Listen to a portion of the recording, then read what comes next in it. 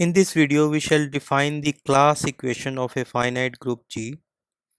We begin with this theorem which counts the number of conjugates of an element in a finite group.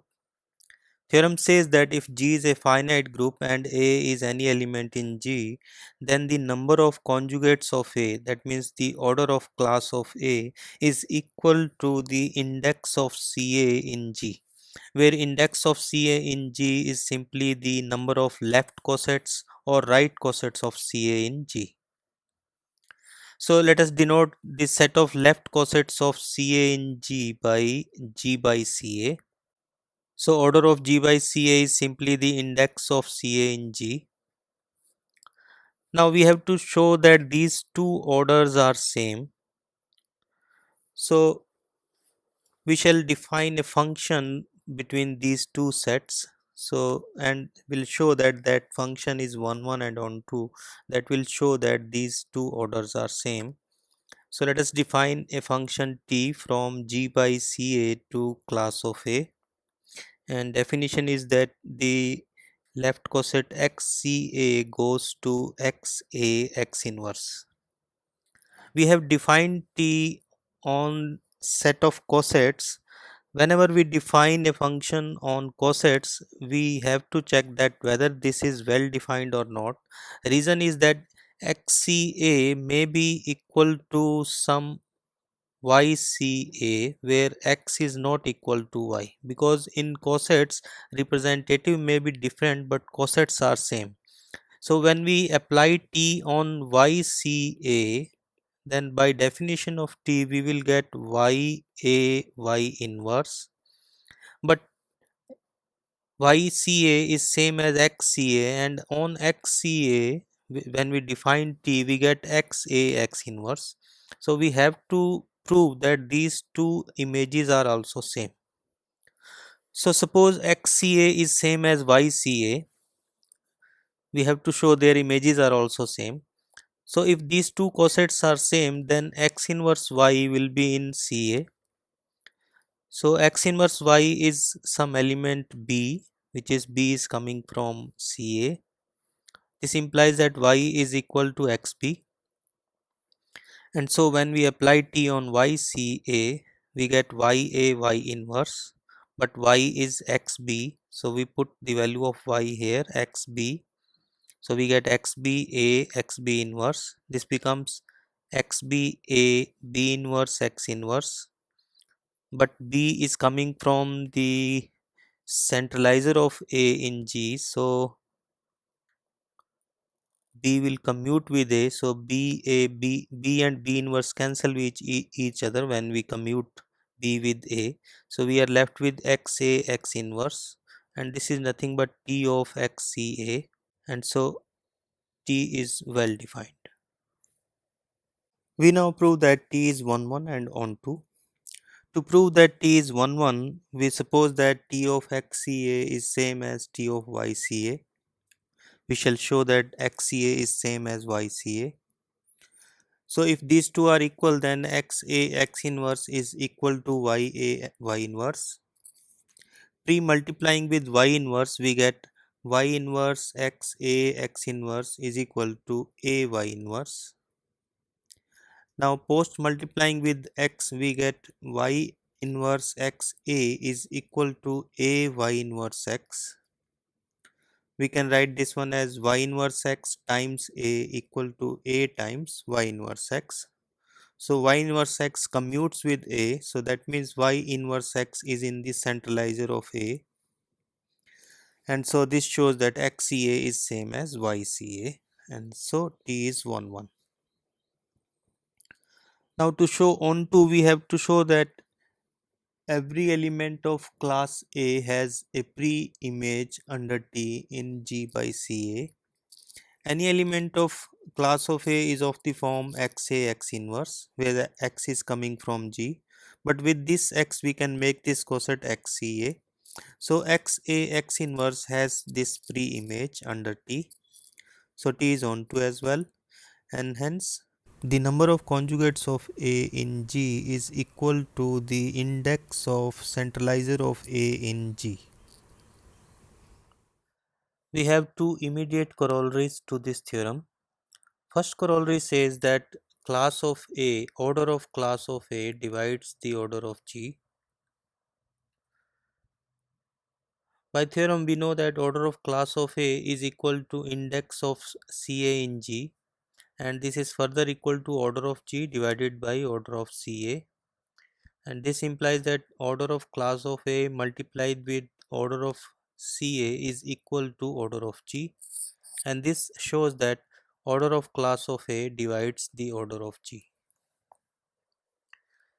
Second corollary says that the order of the group is equal to the sum of the orders of all the conjugacy classes,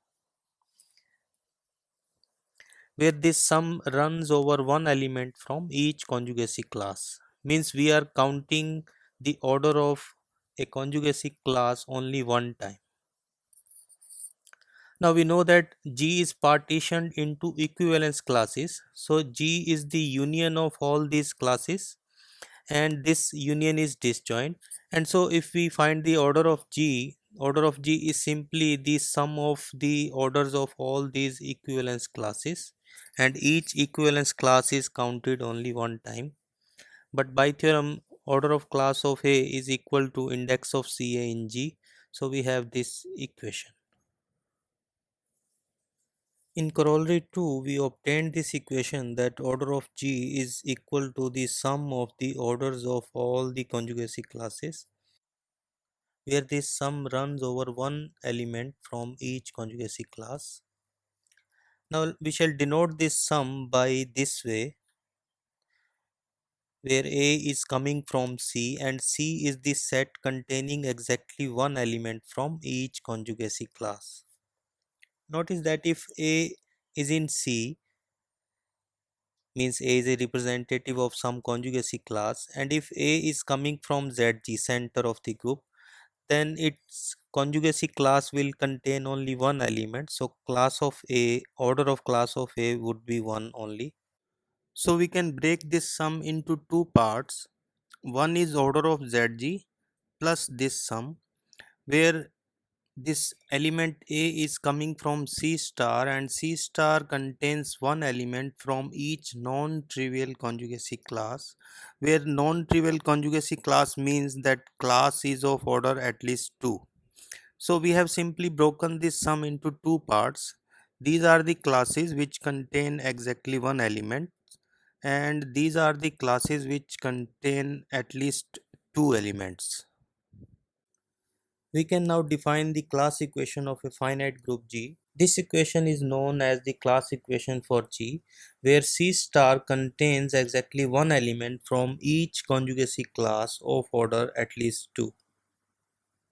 As an application of class equation, let us prove this theorem, which says that if G is a finite non-trivial P group, then its center is non-trivial, means it contains at least two elements, where a finite P group is a group of order P to the power n, where P is a prime.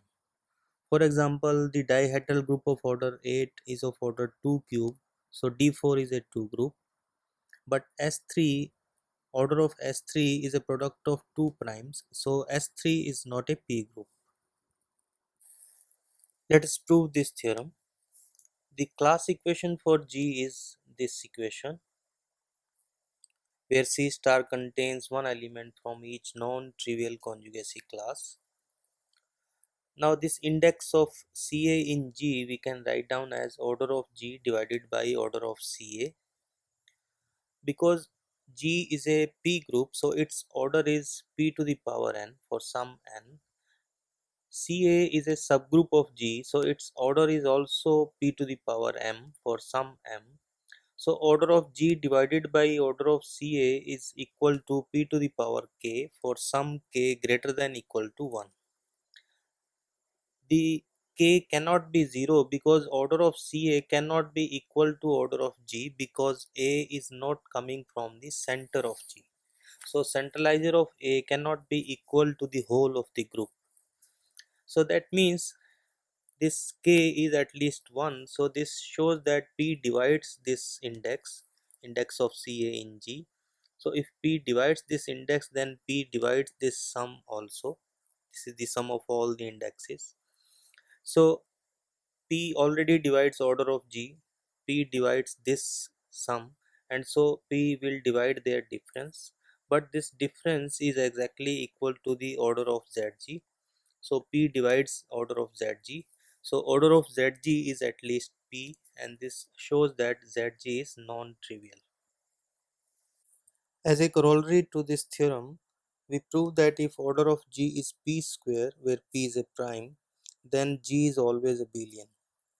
We already know a result that if order of G is a prime, then G is cyclic. So we notice that how the order of a group affects the structure of the group. So let us prove this corollary. Now Zg is a subgroup of G, so order of Zg divides the order of G. So order of Zg can be 1, P or P square.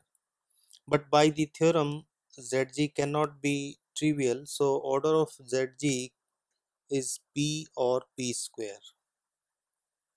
Now if order of Zg is P square, then G is same as Zg, and in Zg every element commutes with itself, so G is abelian in this case.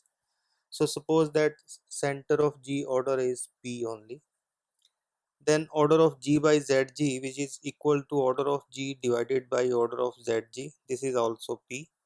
A group of prime order is cyclic, so G by Zg is cyclic.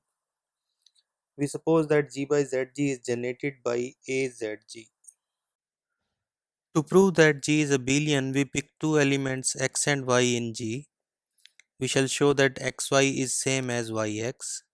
If xy are in G, then xzg and yzg are elements of G modulo zg. But G modulo zg is generated by azg. So xzg is a power of azg, say m, and yzg is a power of azg, say n. But azg raised to power m is simply a to the power m zg, and azg raised to power n is a to the power n zg. So xzg is equal to a to the power mzg. Remember that representative always belongs to the coset. So if xzg is equal to a to the power mzg, then x belongs to xzg implies x belongs to this coset. So if x is in this coset, then x will look like a to the power m into some element of center, that is we have taken z1. Similarly, y is equal to a to the power n into z2. Now xy is equal to a to the power m z1 into a to the power n z2, because z1 is a central element, so it will commute with a to the power n. So we can interchange a to the power n and z1. So z1 will come here, so we get this element. Now a to the power m, a to the power n will commute with each other. So this we can write down as a to the power n, a to the power m, z1, z2. Now z2 is a central element, so we can replace z2 here. So we get a to the power n z2 into a to the power m z1. This is yx. So xy is equal to yx, and hence G is abelian.